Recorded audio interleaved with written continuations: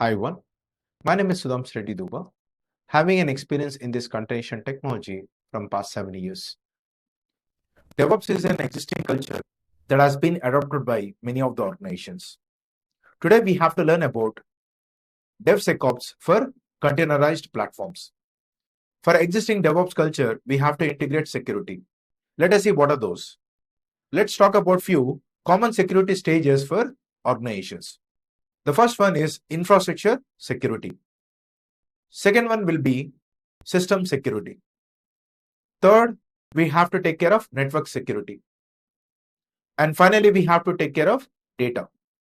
These are the things what we have to remember while taking care of security on the system level or the infrastructure level, network level or data level. Now we have to adopt this particular existing security technology into the containerization platform. Let us see a few points what we have to take care. First, we have to take care of cluster and RBAC. Cluster level security in the sense, for example, you have configured Kubernetes cluster. Once a cluster was formed, now we have to identify the issues what we have missed while forming the cluster. Cluster level security is nothing but we have to verify the cluster state. And we have to see whether we have enabled all the parameters as part of security in the cluster. Not only that, we have to provide a proper authentication and authorization with the help of RBAC. This is the first point what we have to remember as part of security in the containerization platform. Let us see the next one. Image vulnerability scan. We have many tools that have been supported to identify the vulnerabilities on the image. Once your image has been converted from Docker file to image, once you have converted your Docker file into image, before pushing it to the image registry, we have to verify the vulnerability. That's the thing what we have to take care as part of security. Third one, we have to take care of container network policy. Container network policy will help you to add a firewall between the pods on the Kubernetes cluster to restrict the traffic or to allow the traffic. That is one more point what we have to remember as part of network policy. And finally, we have to take care of data. That is, we have to encrypt the data what has been stored in Kubernetes cluster with the help of etcd component. Because the entire cluster information of the Kubernetes is stored in etcd. What are the data you are retrieving from the etcd has to be encrypted with the help of certificates or base64 or any other medium. Not only that, we have to take a regular backups of PV and store it in a secure location to recover the data when there is a disaster. These are the major points what we have to remember when you are working on a containerized platforms. Let us take one example and discuss about DevOps workflow for containerized platforms. As part of that, as a developer, you will be writing the code. Then this particular code will be stored in a repository like GitHub or any other repository. And then now we have to build the image. In this particular stage, you will be converting your Docker file into image by using Docker tool or any other third-party tool. And then we have to take care of image vulnerability. Once the image was built, before pushing it to the image registry, now we have to run the scan with the help of Trivy or Claire. Here I've written about Trivy. We have another tool called Claire. By using any one of these particular tools, we have to identify the image vulnerability. Once the image vulnerability has been passed, now we have to push the image to the image registry.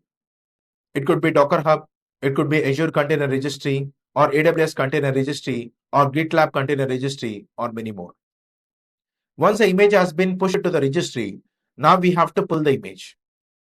We know that we can run the command called docker pull image. Once the image has been pulled on the respective platform, now we can deploy the applications on Docker platform or Kubernetes platform. After deploying the applications, now we have to take care of security, which comes under policy as a code. To implement policy as a code, we have a tool called OPA, which is called as Open Policy Agent. In Kubernetes, we are using as gatekeeper. The gatekeeper of Kubernetes will help you to identify whether you have deployed your Kubernetes cluster as per your requirement. And the objects what you have created as per your policy. Now, this particular things will be taken care by OPA, which is called as gatekeeper for Kubernetes. Once it is done, we can do our cluster verification by using CIS benchmark with the help of the tool called Kubebench.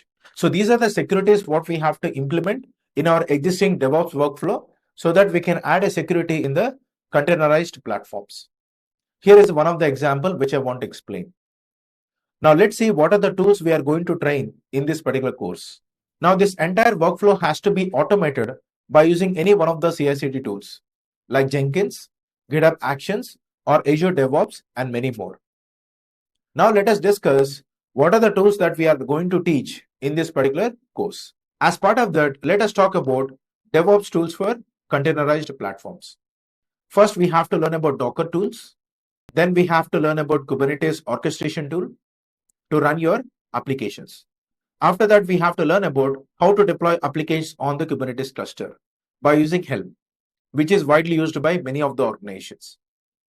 And then we'll be talking about OPA policy in order to implement policy as an agent for your Kubernetes cluster.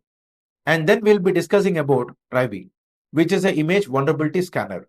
And then we'll be talking about Kubebench, which will do the CIS benchmark testing. And then we have to automate this entire process by using any one of the CI/CD tool like GitHub Actions or Jenkins or any other tool. Then finally, we have to monitor the applications running on the Kubernetes cluster by using Prometheus or EFK. One is a logging monitoring tool, that is EFK, and one is metrics calculator, that is Prometheus. So these are the tools what we are going to learn in this particular course as part of DevSecOps. Kubernetes Engineers is providing you this particular course based on roles. For example, you want to learn about Docker and Kubernetes or any other containerization tool as a DevSecOps. Now, what are the tools that I have to learn? If you come back to this particular panel, we have created a course called Docker and Kubernetes for DevSecOps. If you select this particular panel, it will show you all the necessary tools that you have to learn as part of security. Kubernetes Deep Dive, Docker CI/CD, Kubernetes CI/CD, Helm charts, GitOps, Docker security, Kubernetes security, and projects related to DevSecOps.